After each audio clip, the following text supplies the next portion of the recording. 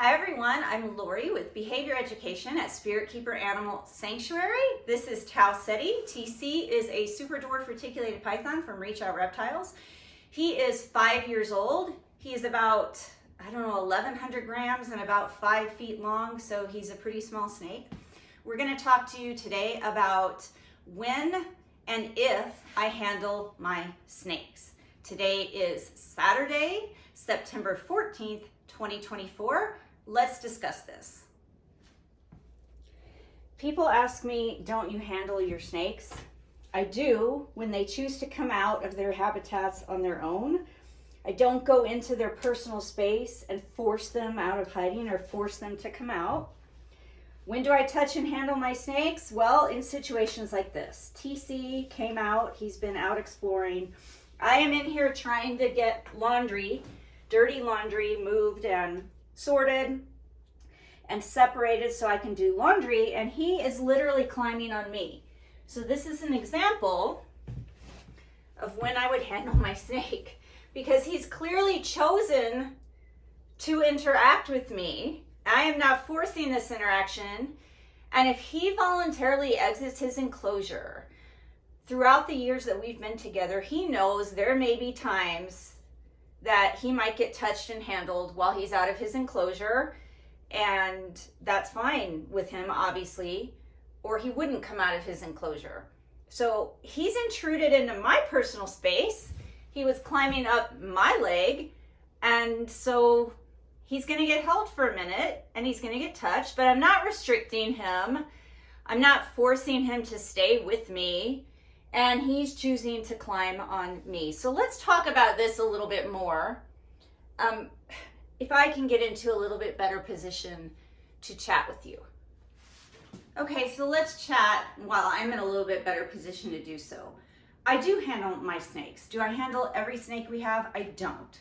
If a snake does not voluntarily come out of their enclosure and engage with the external environment, or choose to engage with me if I put my hand up to the enclosure, then I don't force handling. It's rude, it's intrusive, it's disrespectful. If I am in my home and I'm choosing to stay in my home, I expect that no one is going to force their way into my home and touch me or force me out of my home, barring an emergency or exigent circumstances. And that's exactly when I would force an animal out of their enclosure, if there was an emergency or exigent circumstances. I can perfectly well manage my snakes without ever touching them or being intrusive into their space.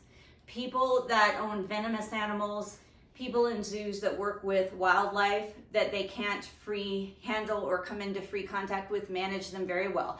They manage feeding and cleaning. If there is an emergency and you can't safely handle them without getting hurt or without them getting hurt, you can use chemical restraint. You can use tools. There are ways to manage animals that aren't voluntarily allowing themselves to be handled. But we don't do that barring an emergency or exigent circumstances. If the animal chooses to come out like TC did, and let's take it one step further, if they choose to engage physically with us as TC did, then absolutely he knows he is going to get touched, he's going to get handled. There's going to be times when he gets picked up to make a video.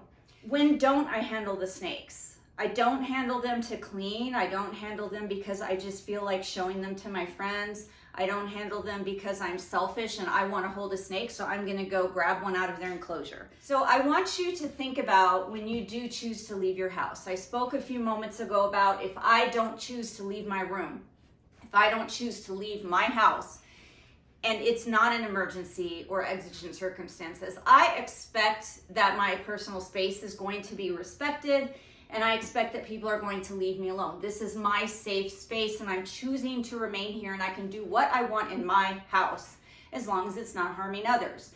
I give that same respect to the snakes. If they choose to stay in their hide, in their habitat, and they choose not to engage with the external environment, that is their choice. They should have an expectation that they are not going to be intruded upon, they are not going to be bothered, that is their safe space where they can feel content and relaxed and not have to worry. However, if they do choose to come out, and many of mine do, not all of my snakes, but many of mine choose to come out. Why do I think they choose to come out? Because they know they don't have to. They know they're not going to be forced. They know it's totally their choice if they want to come out or not. If they choose to come out, I want you to think of it as I have chosen to leave my house and I have chosen to walk out on the sidewalk. I have chosen to take a walk out near the street, out in public. Now there's an expectation on me that I'm going to adhere to certain laws, that I'm going to be respectful to people, that I might be asked by people to move here, move there, please don't do this. I'm expected to stay on a sidewalk and not walk in the middle of the street. I'm expected to use crosswalks. If I choose to get in my car and drive it, I'm expected to follow traffic laws and stop at red lights and stop at stop signs. I'm expected to stop my car if a police officer is trying to pull me over. They have their lights and sirens on. I'm expected to stop, and I'm expected to follow their commands if they tell me stay in the car, step out of the car, because I've chosen to engage with society. I've chosen to leave my house, to leave my habitat, and engage in the external environment. And there are going to be now more expectations placed on me if I choose to do that. And I'm okay with things that I might be mandated to do in that environment. So think of your snakes the same way. If the snake chooses to come out of their habitat, they learn over time that certain things are going to happen to them and it's not a big deal. That they might be touched, that they might be picked up, that they might be moved from one location to another, which is what I do a lot because the snakes will be out free roaming and they'll be right in the middle of something I'm trying to do, like dishes or laundry or sweep the floor or groom one of the dogs, and it's inconvenient for me, so I pick the snake up and I move them and I allow them to go on their way. They understand that these things may occur if they come out of their habitats. Hey, stop at this red light for a second and then you can drive your car when it turns green. Hey, this road is closed, so I need you to take this detour from this location over to this other one and then you can go on your way. That's how I interact with the snakes when they're free roaming. There is an expectation that they might be touched and handled or moved temporarily when they're out, but they also have the expectation that that is temporary and it's something that they need to adhere to when they're out, but then they pretty much the other 90% of the time get to go and do whatever they want. And that's sort of how we interact in society. So that's how and when I handle my snakes. And snakes that don't choose to interact with me, don't choose to come out, I don't force interactions on ever, unless it's an emergency or unless it's their annual trip to the veterinarian. If you have any further questions about this, please contact me through my website at behavioreducation.org, or you can email me at behavioreducationllc@gmail.com, or you are welcome to check out my YouTube channel. I have hundreds of other videos besides this one on the channel. I have playlists set out so you can look at specific themes in the playlist. And I also have a Patreon where I put up even more educational content. I hold private classes and group discussions for my clients. And that is patreon.com/behavioreducation. And I must have a ghost in here because the table that I have the camera sitting on just moved on its own.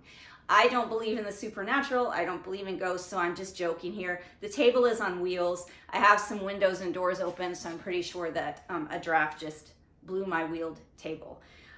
Either that or somehow TC has telekinesis and thinks that it's time for this video to be done, and so he was trying to move the table with the camera on it. So thank you guys for your time. Thank you for listening, and you know what to do. Until next time, everybody, please remember to always be kind and love your animals.